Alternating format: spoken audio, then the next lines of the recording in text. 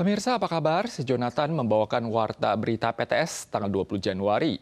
Ditjen Imigrasi belum lama lalu menangkap 11 PMI kaburan yang merawat pasien di rumah sakit. Setelah diselidiki secara mendalam, diketahui bahwa mereka adalah pekerja yang dikontrak oleh divisi personalia rumah sakit lewat jasa agen ilegal. Kedua belah pihak ini kemudian berkolusi dengan memotong biaya agensi sebesar $800 Taiwan per hari.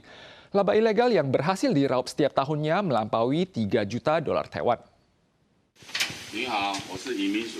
Satgas Imigrasi Kota New Taipei dan tim patroli laut menggerebek sebuah asrama di daerah pegunungan dan menemukan 11 PMI yang kehilangan kontak. Dalam foto terlihat kondisi tempat tinggal mereka sangat sederhana dan ketika ditanya alasan kabur, para PMA merasa tak punya pilihan lain.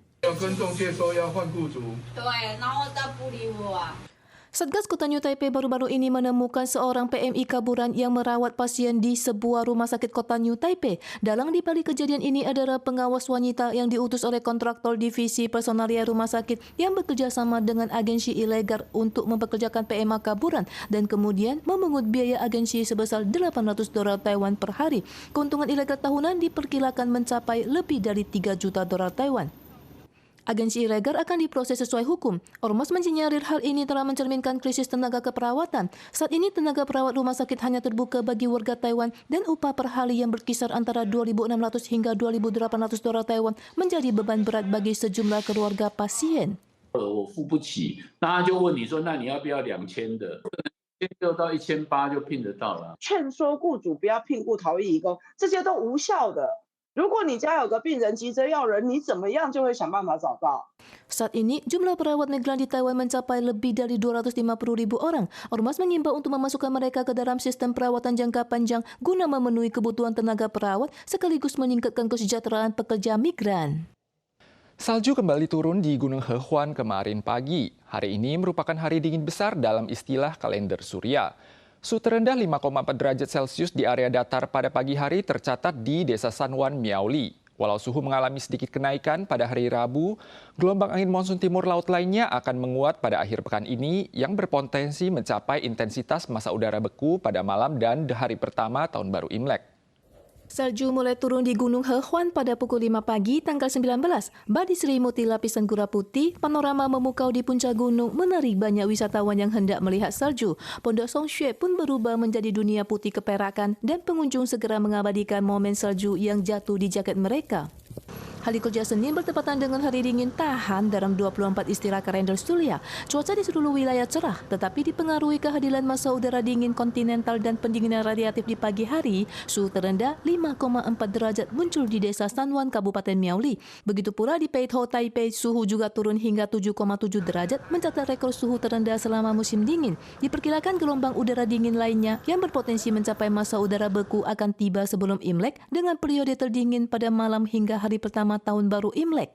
在就是小年夜左右开始，就是比较明显的低温出现之后呢，大致上可能要到初二前后才会有逐渐减弱的情形，所以在整个年假前期的4天左右都会是比较偏冷的情形。 Selain itu, polutan yang berasal dari Tiongkok juga terbawa oleh angin monsun timur laut ke Taiwan dan kualitas udara di seluruh Taiwan tanggal 20 dan 21 berada pada tingkat normal hingga peringatan oranye. Sedangkan pulau luar dan sebagian wilayah dalam waktu singkat mungkin mencapai sinyal waspada merah yang berdampak buruk bagi semua kalangan. Meskipun suhu diperkirakan sedikit menghangat mulai tanggal 22, perbedaan suhu antara siang dan malam tetap besar. Seiring meningkatnya uap air, salju berpeluang turun di pegunungan dengan ketinggian di atas 3.500 meter. Sementara itu, kabut tebal akan memengaruhi jarak pandang di wilayah sentral ke selatan. Pengemudi diimbau untuk berhati-hati saat berkendara. Banyak warga pasti merasakan kenaikan harga barang menjelang liburan Imlek. Menurut statistik Kementerian Pertanian, harga sayur-sayuran melonjak sebesar 24%, buah-buahan 17,5%, dan bunga segar 30,9%. Selain itu, mulai hari ini harga bensin dan solar masing-masing naik 0,4 dan 0,2 dolar Taiwan. Perusahaan CPC mengumumkan mulai tanggal 20 dini hari harga bensin dan solar masing-masing naik 0,4 dan 0,2 dolar Taiwan. Banyak warga segera mengisi bahan bakar sebelum harganya naik. Berhubung harga bahan bakar internasional terus meningkat, harga bensin dan solar dalam 2 minggu terakhir juga naik hampir 1 dolar Taiwan. Harga sayur dan buah menjelang Imlek semuanya ikut naik. Misalnya harga pisang naik hingga di atas $100 Taiwan per cin. Secara keseluruhan, kenaikan harga sayur dan buah masing-masing mencapai 24% dan 17%. Harga daging babi segar akhir-akhir ini juga mencapai $98 per kilogram. Harga bunga segar yang wajib dibeli saat Imlek bahkan melonjak 30,9%. Seorang pria di Taichung ditangkap untuk ketujuh kalinya akibat berkendaraan dalam kondisi mabuk. Selain memperberat masa hukuman penjaranya hingga 8 bulan, hakim juga menyita sepeda motornya. Selain itu, pengendara motor asal Indonesia di kota New Taipei mengendarai motor listrik dalam keadaan mabuk dan menabrak seorang kakek 87 tahun. Korban tewas ketika setelah dilindas oleh 3 kendaraan di belakangnya. Seorang lansia yang menyeberang ditabrak hingga jatuh oleh sepeda motor listrik kecil, kemudian dilindas 3 kendaraan dari belakang. Kecelakaan ini terjadi di Chonghe, kota New Taipei pada tanggal 19 pagi yang mengakibatkan lansia berusia 87 tahun tersebut meninggal di tempat. Polisi kemudian menemukan pelakunya adalah warga negara Indonesia yang berkendara dalam keadaan mabuk. Kasus berkendara dalam kondisi mabuk seperti ini sering terjadi. Baru-baru ini, hakim membuat keputusan langka dengan menyita sepeda motor pengendara mabuk yang telah tertangkap sebanyak 7 kali. Selain memperberat hukuman, juga menyita alat kejahatan berupa sepeda motor dan menilai meskipun kehilangan sepeda motornya, pekerja dan kehidupan peranggal tidak banyak terpengaruh. 那这一群人就是一个高风险群的危险的人嘛，你就把警讯送到他的手机啦。不是说我们修法的人是要知法的人才能守法，不知法的人他不知道啊。 Ormas mengusulkan agar pihak berwenang mengirimkan pesan peringatan SMS kepada pengemudi berisiko tinggi, terutama menjelang masa liburan akhir tahun untuk mengingatkan mereka agar tidak mengemudi dalam keadaan mabuk. Kaohsiung melaporkan kasus campak pertama pada seorang wanita berusia 50-an tahun yang melakukan perjalanan ke Vietnam pada akhir tahun lalu. Ia menderita demam dan ruam 3 hari setelah tahun baru.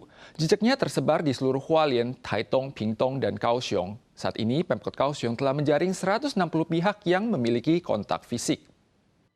Seorang wanita 50-an tahun di Kaohsiung berwisata ke Vietnam akhir tahun lalu. Setelah kembali ke Taiwan, ia mengalami demam dan positif terdiagnosis campak tanggal 17. Hasil penelusuran menunjukkan bahwa masa penularannya dimulai sejak akhir tahun lalu hingga tanggal 8 bulan ini. Ruang lingkup mobilitas penderita tersebar di Hualien, Taitung, Kaohsiung, dan Pingtung. Pemkot Kaohsiung telah menjaring 160 orang dan mengumumkan jejak penderita di Kaohsiung meliputi stasiun MRT kawasan perbelanjaan Santuo, stasiun Formosa Boulevard, dan stasiun utama Kaohsiung. Pihak yang memiliki kontak dengan penderita diimbau menerapkan upaya pengamatan kesehatan mandiri hingga tanggal 26. Pemirsa sekalian, sekian Warta Berita PTS. Sampai jumpa.